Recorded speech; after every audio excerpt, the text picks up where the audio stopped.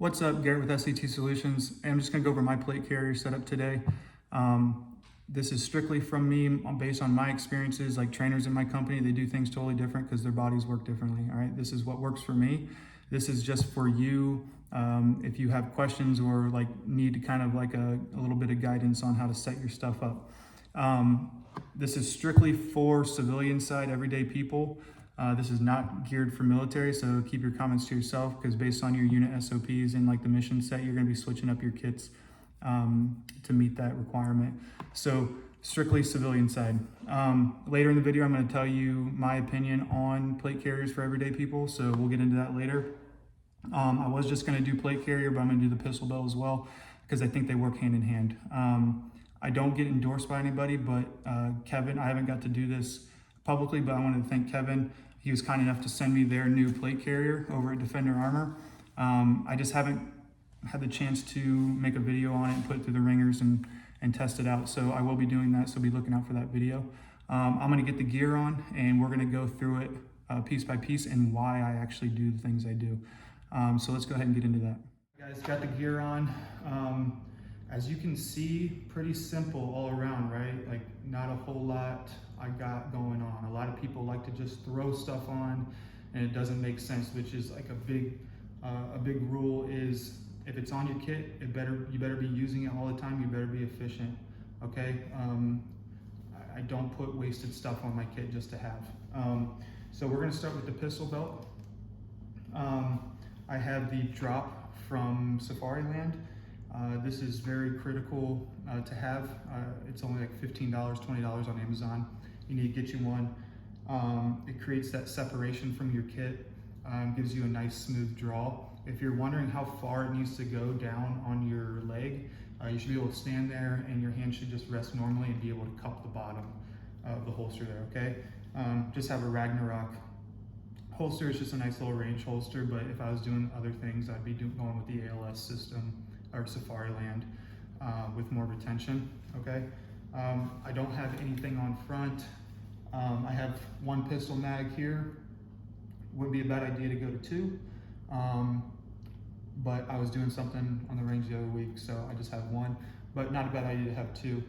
I only have one magazine for a speed reload for my rifle. I always reload from here. So a lot of people go with two. I like just one. I think two's too much. So just have the one. Check out the orientation of the magazine. It's bananaed backwards. I try to keep things consistent. I always preach consistency. So I'm going down for my reload.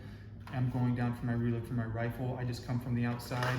I pull up and I'm already oriented to put into the rifle. If I have it bananaed forward, now I have to come inside to like tweak my body and come inside to pull and orient to the weapon system. So I always have the banana going backwards, okay? Moving along, I have dump pouch for snacks, and then I got my med pouch with all my med gear, medical equipment in there, and my tourniquet. The only other thing I'd put on my belt is a tourniquet on the outside. I just don't have it on here now, but I would put it somewhere where it's accessible to rip off. Moving to plate carrier. All right, you can see I have nothing on my pistol side, okay? That's clean. I don't like things anywhere near that might get in the way of my draw stroke, okay? If I was gonna put something here, if I wanted an additional mag, just like I do on this side, I would put a magazine right here on the inside of my cummerbund. To go off of that, like you see that everything is tucked in, nothing's like on the outside of the cummerbund. I like to have things on the inside. So try to play around with that. All right, you don't have things dangling when you're running. Things might fall out. So I like to keep things inside the cummerbund. I have a placard here. I have 3 First Spear magazine holders.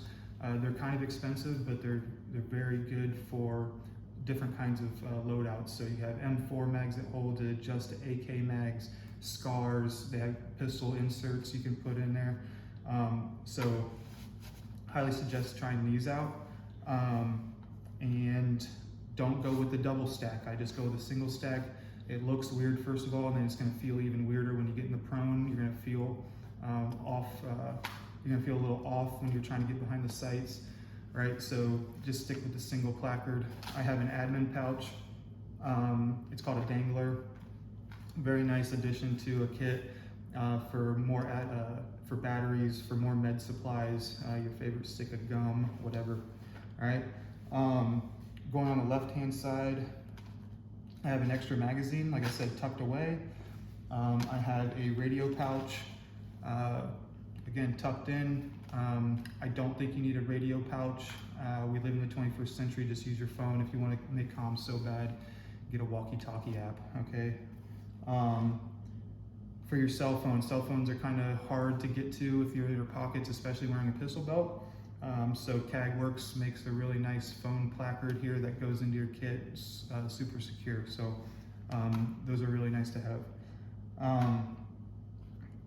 Now, going with orientation of magazines, I am very particular on this, and it makes the world difference. It's very overlooked sometimes, but we already talked about the reload, talking about on the placard here in the front. I never reload from my front, it is always from here. It's faster. All right, I only tack mag and I only take from here to replace my emergency reload. So they're oriented in this direction. So I work my way from the furthest over. I grab and I rotate down and it's already oriented the way I want it, banana back, okay? So I orient my magazines on purpose that way. You know, you see, or if I have to reload, if I've already emergency reload from here and I have to go again to my chest, I will reload. All I have to do is come here. It's oriented in the right way, okay? So I can work both things. I see a lot of people with like just magazines, one this way, one that way, and then they go for a reload and it screws them off, 3 seconds, and that's 3 seconds too long. So play with your loadout and how your body works, your shoulder mobility, okay?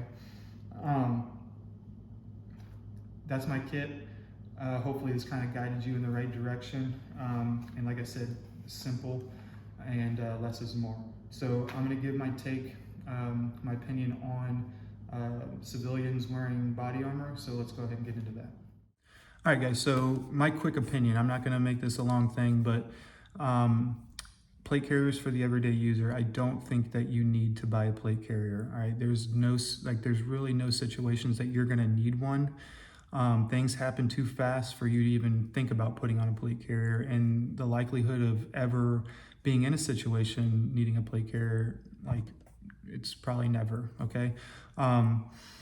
If you want to train with it and you want to get one just to train, you're dead set on getting one. I hope the information I gave you helped out, but I think that's super cool that you want to train with that type of gear. I'm all for it, but I don't think it's practical and I don't think it's necessary. I think it's a lot of money wasted, and I think you should put that money into buying ammo and dry fire equipment and training. Okay, that's a lot of money you're about to drop for plate carriers and plates and accessories.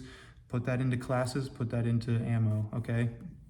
Or buy a new gun, right? So that's my quick take. If you want to disagree with me, by all means, I'll have a conversation about it with you. But I hope this video helped you out. And if you have any questions, please hit me up. I'm always down to talk gear and kind of guide you through that. Be safe. See you on the next video.